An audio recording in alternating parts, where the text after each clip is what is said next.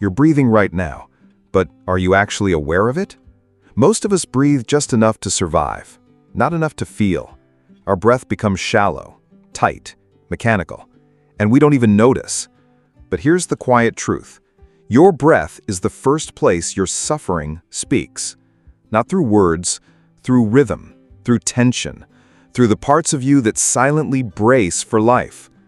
Carl Jung once said, "What you fail to bring to consciousness will appear in your life as fate."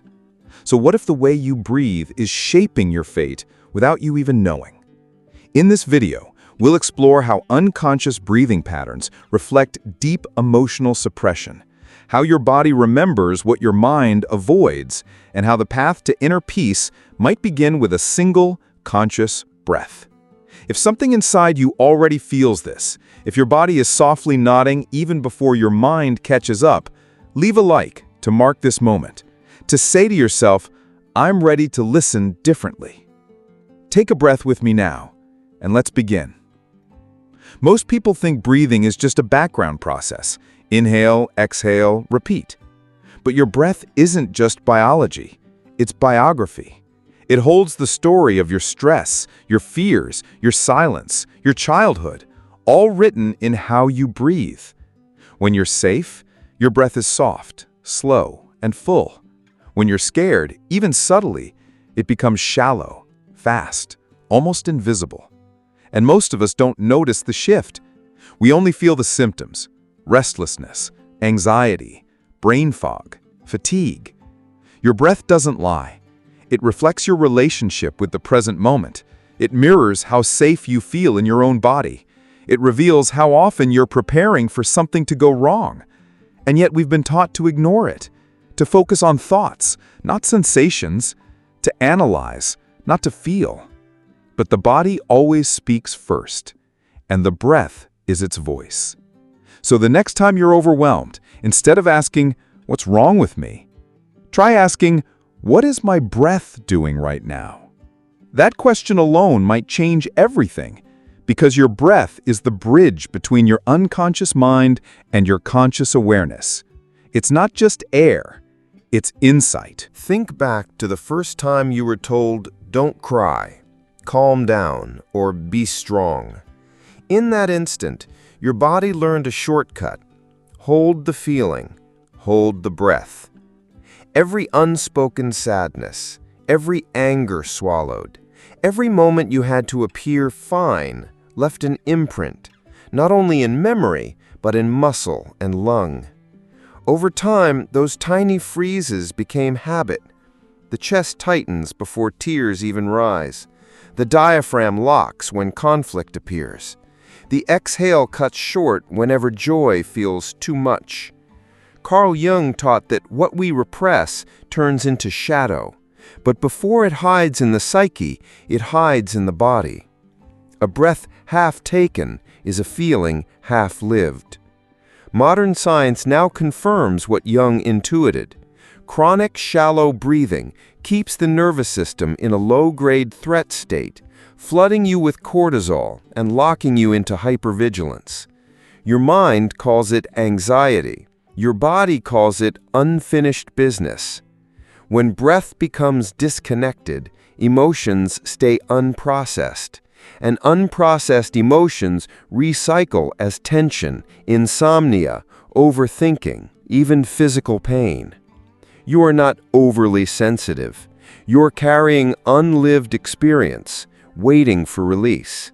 So the next time your breath catches, ask gently, "What have I been asked to silence?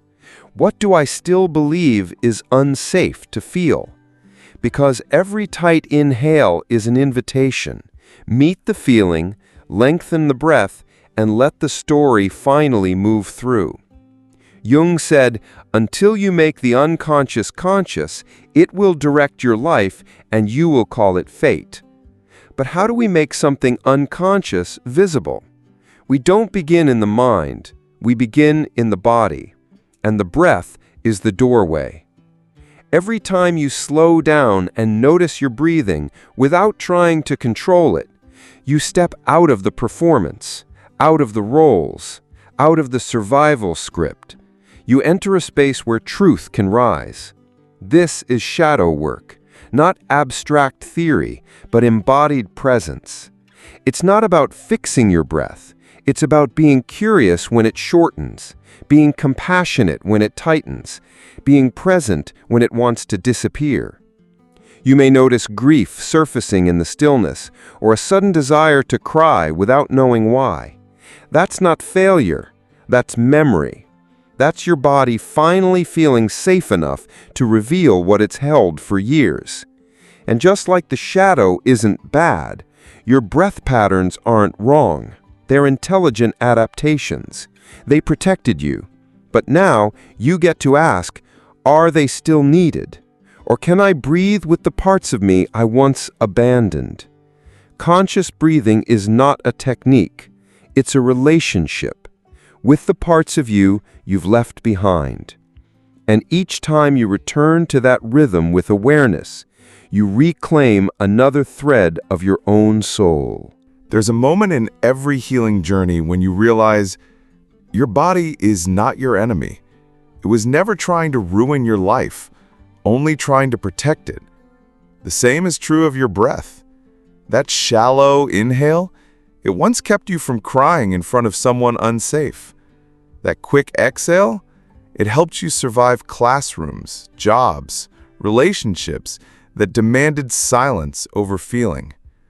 But what was once protection can become a prison. To reclaim your breath is to whisper to your body, "It's safe now." You don't need to force this. You don't need to be perfect.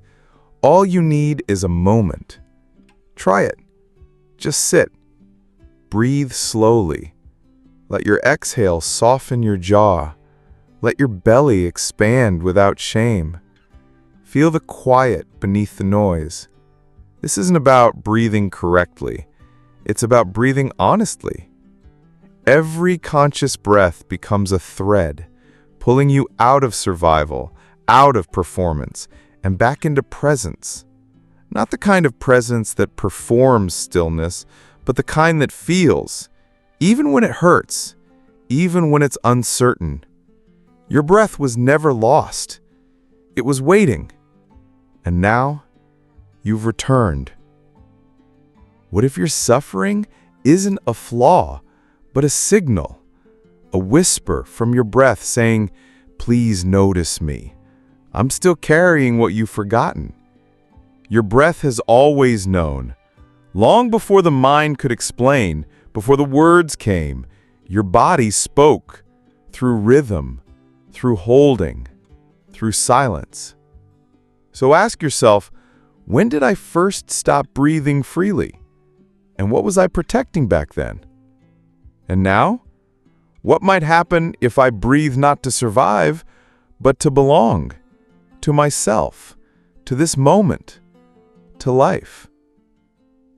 If this stirred something in you, a memory, a softness, even just a quiet yes, leave a like to mark this point in your journey. Not as a destination, but as a beginning. In the comments, share, what does your breath want you to feel that your mind has been avoiding?